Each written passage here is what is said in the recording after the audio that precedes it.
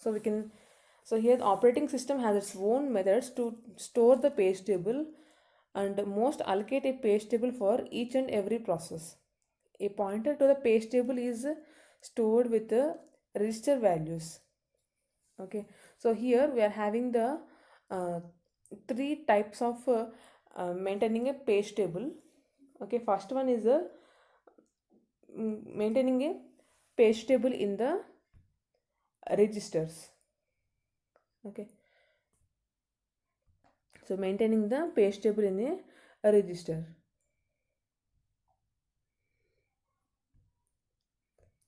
So the page table can be implemented as a set of register.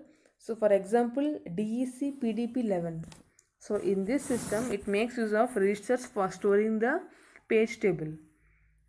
Okay. So this architecture uses 16-bit logical address and page size is 8 KB here. So therefore 13 bits are needed for the offset and remaining 3 bits are used for the page number. So this method of implementation of page table is satisfactory if the page table is very small, but if the page table is large with many entries, availability of that many registers becomes difficult. And we know that registers will be available in the CPU in a limited range. Okay, so if the page table is very small, we can store the page table in the CPU registers itself. Okay, and this type of procedure is used in the DEC PDP11 system. Okay, and if suppose the page table is very lengthy, then it is difficult to store it in the registers, right? And because we know that the memory capacity of the registers is very low compared to the remaining storage devices like a cache, main memory and secondary memory. Okay, so that's why we will go for the main memory. Okay, so the page table which is kept in the main memory. So in this method, the page table is kept in the main memory. The starting address of where the page table is kept in the main memory is kept in a register called page table base register. So it stores the starting address of the page table. And whenever a process is given the CPU for execution, the dispatcher loads the page table base register with the starting address of that particular of the process table. Okay, so another register called page table length register is maintained that indicates the value of the size of the page table. Okay, so in this scheme every data access requires two memory access. One is for the page table in present in the main memory, and another is for the data which is the corresponding page which is pointing in the frame of the main memory. So there is a two memory access in the page table which is kept in main memory. So using the physical address, the main memory is accessed the second time to get the instruction. So thus the memory access time is slowed down by a factor of 2. Since we are using the we are two times accessing the main memory for data. One is for page table and another one is for instruction. Okay, so another scheme is the associative memory scheme. Okay, so here the page table is kept in a format of the associative memory. Okay, so the two memory access problem can be solved by the use of the special fast lookup hardware cache called associative memory or translation look aside buffers. Okay, each entry of the cache has two parts, that is a key value and a key and a value. Okay, so this is as a used as a, the page number is used as a key or tag, and this is the corresponding value. Okay, so when presented with the item, it is compared with all the keys simultaneously. The page table can be implemented in this manner. Okay, suppose there is a page number given here, so that is 001 1001111. So in this time, so the page number or the key, so this will be acted as a key to search the entire main memory, and the frame numbers 00311 is the information present in the main memory.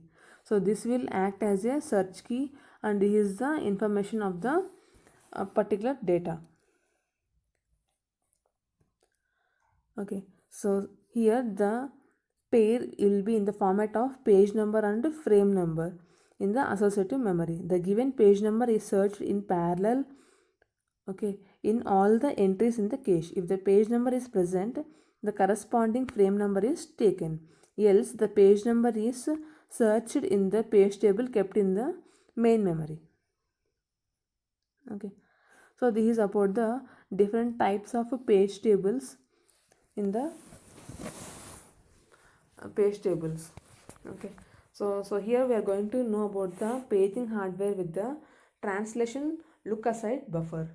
So whenever the processor needs to access a particular page, so first of all it will search the translation look aside buffer. Okay, so the TLB acts as a cache for the CPU. Okay, it contains the page table entries, okay, which has in which the entries are recently used entries. Okay, if suppose the desired page table entry is present in the translation look aside buffer, then it is called as a hit, TLB hit. Then the frame number is retrieved from the main memory. Okay, if suppose the desired page table entry is not present in the translation look aside buffer, then it is called as a TLB miss. Okay, so this is the TLB miss. So if the data is not present in the TLB, it is called as TLB miss. If the data is present, then it is called as a hit. Okay.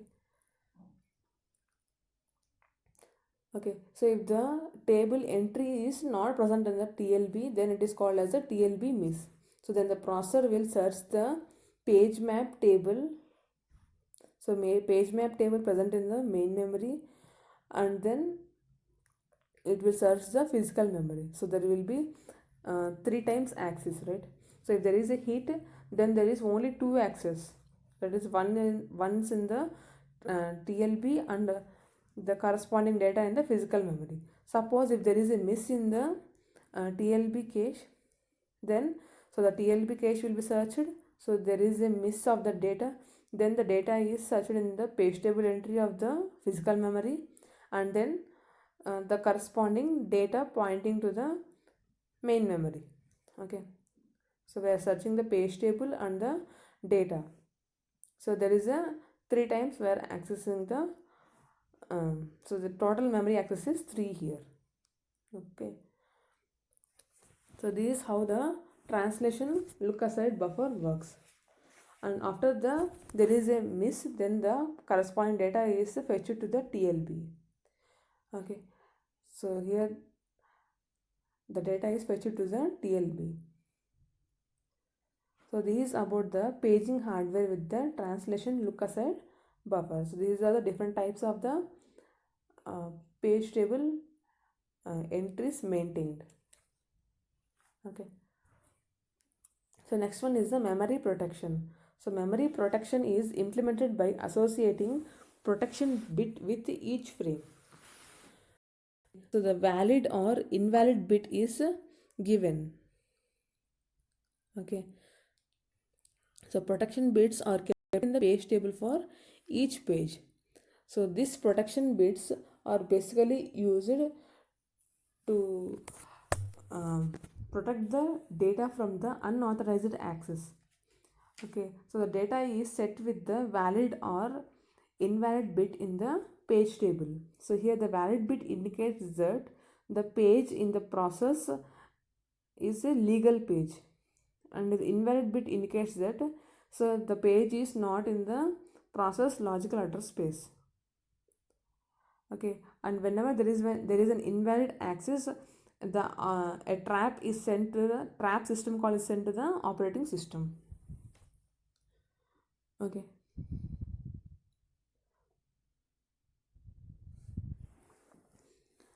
So here, if the bit shows valid, it means the particular page is loaded in the main memory.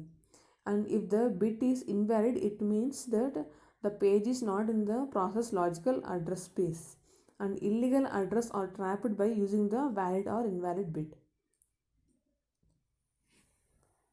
Okay. So this is about the memory protection in the operating system. Okay. So if there is an invalid bit, then a trap is sent to the operating system. Okay. Thanks for watching my video.